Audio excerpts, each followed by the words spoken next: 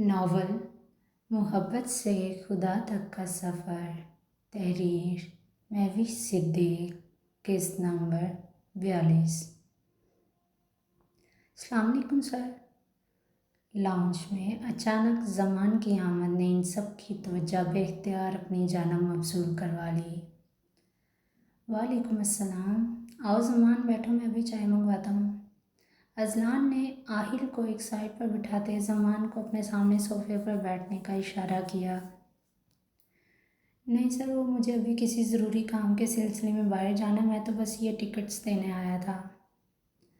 زمان نے ہاتھ میں موجود 2 ریپرز میں سے ایک ریپر کی اوپری کور کو دیکھتے اسے اذلان کی طرف بڑھا دیا۔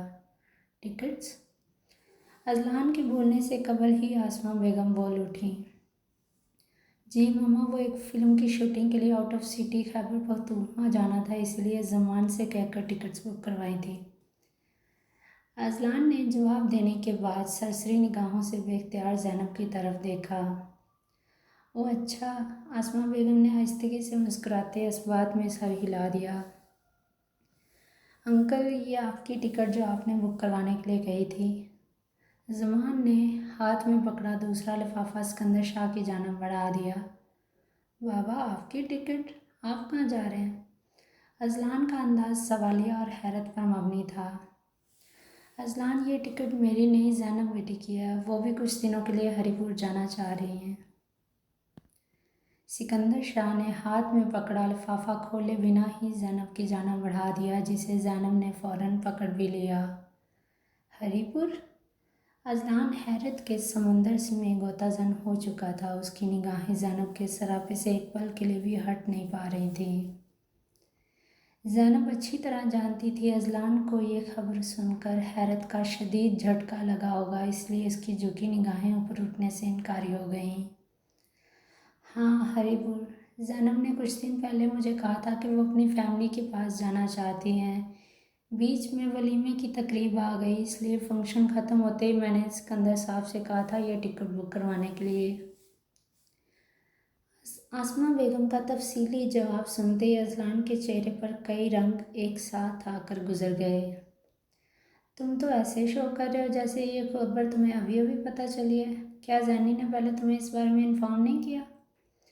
اذلان کے چہرے کی متغیر رنگت سکندر شاہ کی نگاہوں سے مخفی نہ رہ سکی، اس لیے انہوں نے یہ اہم سوال پوچھنا مناسب سمجھا تھا۔ سکندر شاہ کے استفسار پر زینی کا جھکا سر ایک پل کے لیے اوپر کو اٹھ گیا۔ اس کی نگاہیں بے اختیار اذلان کے چہرے پر جا کر تھم گئیں۔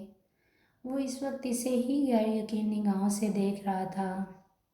اذلان کی شکوہ کناں نگاہوں نے زینب کو اگلے لمحے اپنا سر واپس نیچے جھکانے پر مجبور کر دیا۔ جی بابا، انفارم تو کیا تھا انہوں نے، لیکن مجھے نہیں پتا تھا یہ جانے کی بات کو لے کر اتنی سنجیدہ ہیں۔ اذلان کے لہجے میں تھوڑا سختی کا عنصر شامل ہو چکا تھا۔ سکندر شاہ اور آسماں بیگم کی خاطر اس نے بمشکل خود کے تن اعصاب پر قابو پایا اور پھر اس کے جھکے سر کو ایک سرد گھوری سے نوازتا لاؤنج کی حدود سے باہر چلا گیا۔ اذلان سر، میں جاؤں؟ اذلان کو وہاں سے جاتا دیکھ زمان بھی اس کے پیچھے آ گیا۔ نہیں زمان، ابھی مجھے تم سے کچھ ضروری بات کرنی ہے، تم آؤ میرے ساتھ، ڈرائنگ روم میں چل کر بات کرتے ہیں۔ اذلان کے لہجے میں اس وقت سنجیدگی کوٹ کوٹ کر بھری ہوئی تھی۔ اذلان پچھلے 2-3 منٹوں سے مضطرب انداز میں صوفوں کے اطراف خالی جگہ پر چہل قدمی کیے جا رہا تھا۔ اذلان سر، آپ ٹھیک تو ہیں نا؟ صوفے پر بیٹھے زمان نے اپنے ہاتھوں کو مسلتے بالآخر اسے دھیمے لہجے میں مخاطب کیا تھا۔ اذلان نے بالوں کو اپنے مخصوص انداز میں پیچھے کی جانب سیٹ کرتے خود کو پرسکون کرنے کی بھرپور کوشش کی تھی۔ ہاں میں ٹھیک ہوں زمان، وہ بس مجھے تم سے مشن کے سلسلے میں ایک ضروری بات کرنی تھی۔ اذلان نے گہرا سانس فضا میں خارج کیا اور پھر نپے تلے قدم اٹھاتا زمان کے مقابل صوفے پر براجمان ہو گیا۔ اسے چند ہی پل لگے تھے خود کو پرسکون کرنے میں، کیونکہ وہ جذبات چھپانے میں اپنا کوئی ثانی نہیں رکھتا تھا۔ جی سر، ہم سب بھی اسی کی تیاری میں ہی مصروف ہیں۔ ان دونوں کا لہجہ قدرے دھیما تھا۔ وہ جب کبھی بھی مشن کے بارے میں بات کرتے احتیاط کا دامن ہاتھ سے کبھی نہیں چھوٹنے دیتے تھے۔ مشن کے علاوہ ایک اور بات بھی پوچھنی تھی۔ یار تم زینب کی KP فلائٹ کے لیے ٹکٹ بک کروانے سے پہلے مجھ سے ایک دفعہ کنفرم تو کر لیتے، میں نے تو تمہیں کچھ اور کہا تھا۔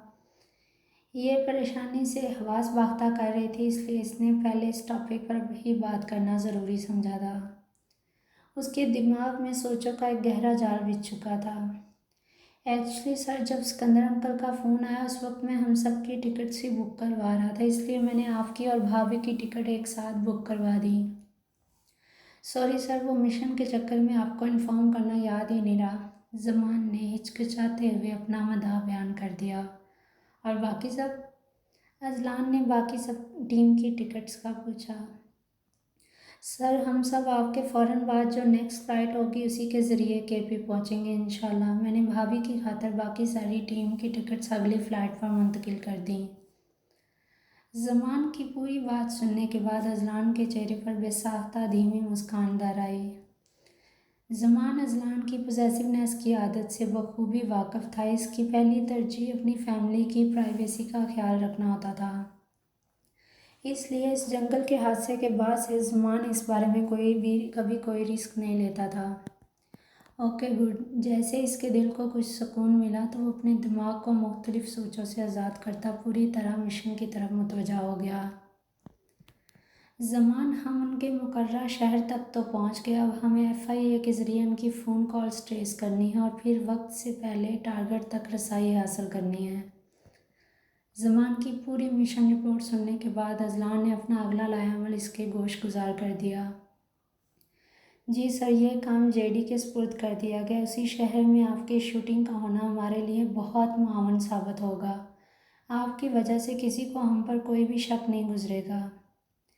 یہ تو ان کے وہم و گمان میں بھی نہیں ہوگا۔ جس پاک آرمی کو یہ لوگ ہلکا لے رہے ہیں وہ ان کے ناپاک عزائم کو خاتمے میں ملانے کے لیے ان کے سروں پر پہنچنے والی ہے۔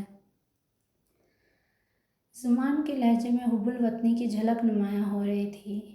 مشن میں اپنا اہم کردار ادا کرنے کے لیے ہی میں نے پروڈیوسر کو لاسٹ شوٹ KP میں رکھنے کے لیے آمادہ کیا۔ اذلان کے چہرے پر اس وقت فاتحانہ مسکراہٹ رقصاں تھی۔ زمان، اس پورے شہر میں پاک فوج اور پولیس کو بھی ریڈ الرٹ جاری کر دو۔ اس کے بعد ہمارا اگلا قدم ہوگا شہر بھر میں عام آدمی کے بھیس میں CTD کے قابل آفیسرز کو تعینات کرنا۔ اذلان نے ٹیبلٹ کی اسکرین پر اسے مختلف حساس ایریے بھی شو کروائے جہاں سب سے پہلے ان آفیسرز کو تعینات کرنے کا عمل سر انجام دینا تھا۔ زمان بھی اب اس کے ساتھ اسی صوفے پر آ کر بیٹھ چکا تھا۔ جی سر، یہ تو واقعی بہت اچھا آئیڈیا ہے۔ عام آدمی کے بھیس میں انہیں جو شخص بھی مشکوک لگے گا اسے حراست میں لے لیا جائے گا۔ ان کی تحقیقاتی رپورٹ ہمارے مشن کو کامیاب بنانے میں اہم کردار ادا کر سکتی ہے۔ زمان نے بھی تائیدی انداز اپناتے اس بات میں سر ہلا دیا۔ بالکل، اب بس ہمیں ان کے ٹارگٹ تک پہنچنا ہے تاکہ پاکستانی قوم کو کسی قسم کا کوئی جانی و مالی نقصان برداشت نہ کرنا پڑے۔ اذلان کے لہجے میں اپنے مشن کو پایہ تکمیل تک پہنچانے کا عزم واضح نظر آ رہا تھا۔ اس کا انگ انگ اس وقت اذلان سے زیادہ ٹائیگر کی شخصیت کی ترجمانی کر رہا تھا۔ انشاءاللہ ایسا ہی ہوگا سر۔ اس کے ساتھ ساتھ ہمیں ان کے ہیڈ کوارٹر تک بھی تو پہنچنا ہے نا۔ زمان نے بھی اس کا بھرپور ساتھ دیا۔ وہ سب ہو جائے گا، میں اس کی پوری تیاری کر چکا ہوں۔ اس کام کی اتنی فکر نہیں ہے مجھے اس وقت، مجھے بس بے گناہوں کے خون ضائع ہونے کی فکر ستا رہی ہے۔ مجھے ہر حال میں اس مشن میں کامیابی چاہیے، اس کے لیے اللہ سے دعا گو ہوں وہ ہم سب کا حامی و ناصر ہو، آمین ثم آمین۔ اذلان نے گہرا سانس بھرتے دل سے دعا کی تھی۔ اذلان نے چند ایک ضروری ہدایات دینے کے بعد اسے ڈرائنگ روم سے روانہ کیا۔ اگلے ہی لمحے اس کے ذہن میں پھر سے اس دشمن جاں کا گلابی چہرہ گردش کرتا محسوس ہوا تو وہ گہرا سانس بھرتا نفی میں سر جھٹک گیا۔ اب وہ بوجھل قدموں سمیت سیڑھیوں کے زینے چڑھتا اپنے کمرے کی طرف جا رہا تھا۔ صوبیہ اس وقت لاہور کے مشہور ترین ریسٹورنٹ کے ایک پرائیویٹ کیبن میں مضطرب انداز میں بیٹھی ہوئی تھی۔ اس کی مقابل کرسی پر شہریار وراجمان تھا۔ صوبیہ کی عجلت بھری نگاہیں بار بار کلائی میں بندھی رسٹ واچ پر جا کر رک رہی تھی۔ وقت گزرنے کے ساتھ ساتھ شہریار کی گرم جوشی مزید بڑھ رہی تھی۔ اس کے برعکس صوبیہ کے چہرے پر بے چینی کے تاثرات رقم دکھائی دے رہے تھے۔ اس کو اپنے اندر ایک عجیب سی گھٹن بڑھتی محسوس ہو رہی تھی۔ شہریار، اور کتنا ٹائم لگے گا؟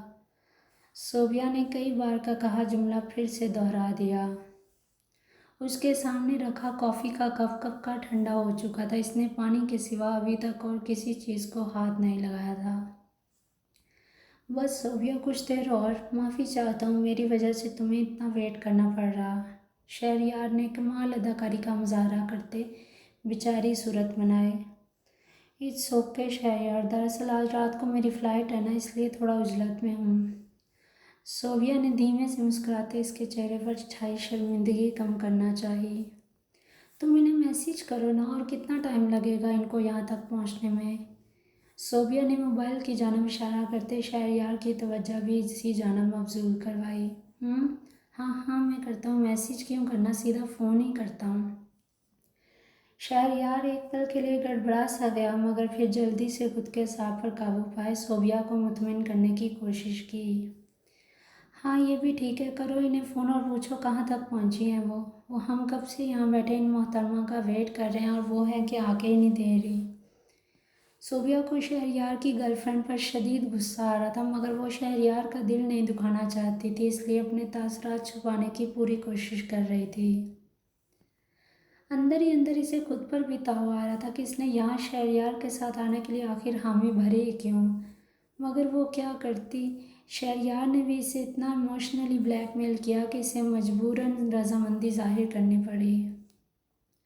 اس کے ذہن کے پردے پر شہریار کے جملے پھر سے سماعت بن کر گونجنے لگے۔ صوبیہ، میں کافی دنوں سے نوٹس کر رہا ہوں تم مجھے نظر انداز کر رہی ہو۔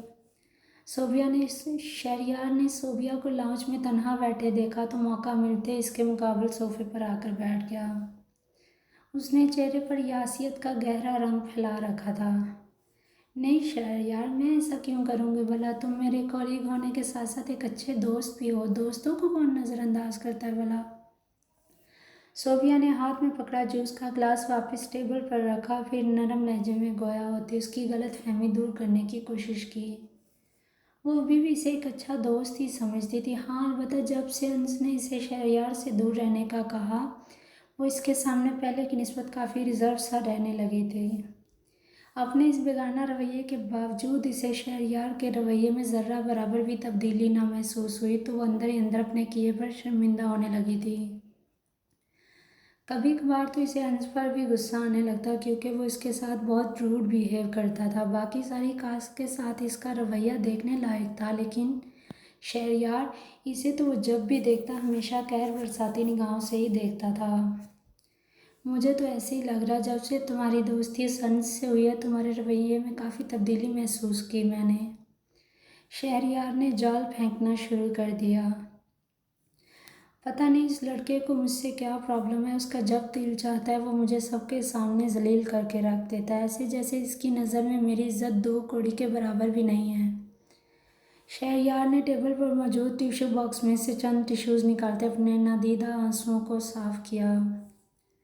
وہ صوبیہ کو یہی دکھا رہا تھا کہ وہ انس کے اس حتمی رویے کی وجہ سے دل برداشتہ ہو چکا ہے۔ نہیں شہریار، تم غلط سمجھ رہے ہو، اس کی نیچر ہی تھوڑی سنجیدہ سی ہے، خود ہی سوچو اسے تم سے بھلا کیا پرابلم ہو سکتی ہے؟ تم لوگ تو شاید ملے بھی پہلی بار ہی ہو، وہ بھی اس شوٹنگ کے دوران۔ شہریار کی مکار فطرت سے انجان صوبیہ اسے انس کے رویے کی وضاحت دے رہی تھی۔ وہ اپنی ہمدرد طبیعت کے باعث شہریار کے ہاتھوں بیوقوف بن رہی تھی، اسے لگا اس کے آنسو سچے ہیں۔ وہی تو مجھے کچھ سمجھ نہیں آ رہا، آخر اسے مجھ سے مسئلہ کیا ہے؟ شہریار نے آنکھوں کو باہر مسلتے ان میں زبردستی سرخیوں کا رنگ بھر لیا تھا۔ مسئلہ کوئی نہیں، تم بس چل کرو، اس کی باتوں کو لے کر تم اپنا موڈ کیوں خراب کر رہے ہو؟ صوبیہ نے اس کی دل جوئی کی خاطر تھوڑا مسکاتا لہجہ اپنایا۔ کہہ تو ٹھیک ہی رہے ہو صوبیہ، تم میری سب سے اچھی دوست ہو، اس لیے میں تم سے اپنی ایک پرسنل بات شیئر کرنا چاہتا تھا، اگر تم ذرا فری ہو تو میں۔ شہریار نے صوبیہ کو اپنے لیے فکر مند ہوتے دیکھا تو فوراً مدعے کی بات کی۔ ہاں ہاں کیوں نہیں، میری پیکنگ بھی مکمل ہو چکی، اب تو بس فلائٹ کے وقت کا انتظار کر رہی ہوں۔ صوبیہ نے یہ بات کہہ کر کتنی بڑی غلطی کر دی ہے، فی الوقت وہ اس سب سے یکسر انجان تھی۔